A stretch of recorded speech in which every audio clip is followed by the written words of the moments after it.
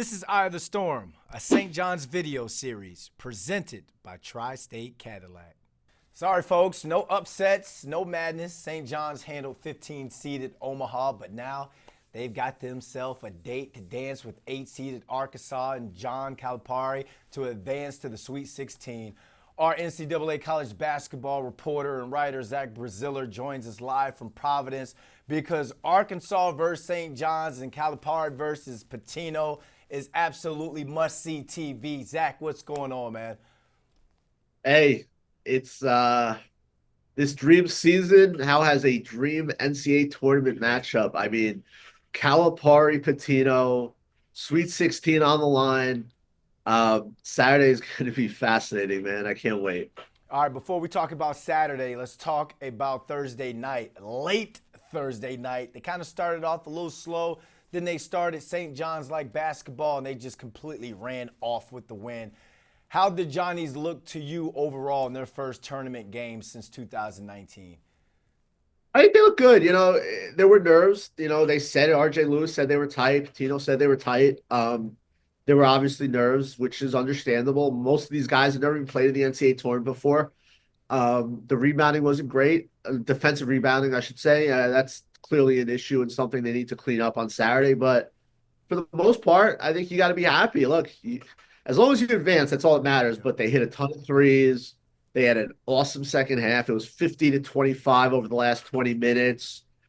And, they guys didn't have to play too big, too much. So they should have plenty left on Saturday. I think for the most part, you're happy. I mean, you didn't really have to sweat the last 15 minutes. You made a lot of shots. I think the three-pointers, which is something we've seen the last few weeks, has really improved. If they're going to hit double-digit threes, they're going to be really tough to beat. Advance and dance, that's the name of the game. And now they get a chance to dance with Arkansas, who beat Kansas.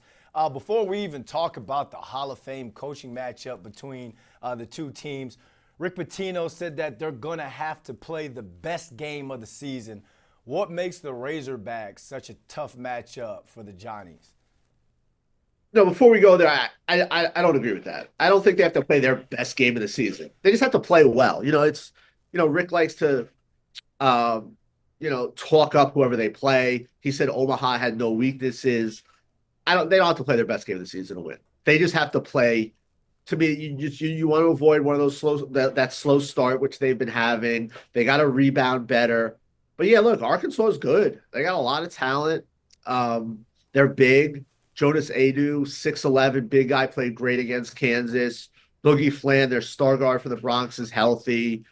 Arkansas's got talent, but they're also very inconsistent. They're not a great offensive team. That second half, I mean, they were very fortunate to win that game. Kansas was up 3 with a few minutes left and really kind of bungled the last few minutes of that game, where Kansas was in control and completely gave it away. St. John's, that's not going to happen against St. John's. St. John's has a 3-point lead with 4 minutes left. They're going to win. In my opinion, they're going to win the game. This is a team that always finishes well, that has a knack for finding ways to win. I wouldn't be surprised with 5 minutes left if it's anyone's game, but I think St. John's finds a way. I just think they're a better defensive team. They're just more consistent. Pitino's a better coach than Calipari. I think St. John's wins. I think they're a 6.5-point favorite, which feels right. They got look. A C game probably doesn't get it done, but as long as they give you like a B to a better game, which I would expect they will, they're going to win this game. Well, you said Pitino's a better coach than Calipari. This is the 24th time that they go head-to-head. Calipari leads that series 13-10. Zach, you've covered college basketball for a long time now. We know all about the history of these two future Hall of Fame coaches. Take us through some of the history between these two and go even deeper on why you feel like Pitino has the coaching edge in this game. Calipari is known for procuring talent, not for his X's and O's. He's obviously usually has had more talent than Pitino, at least recently, but I think you can make an argument Pitino's one of the great coaches of all time.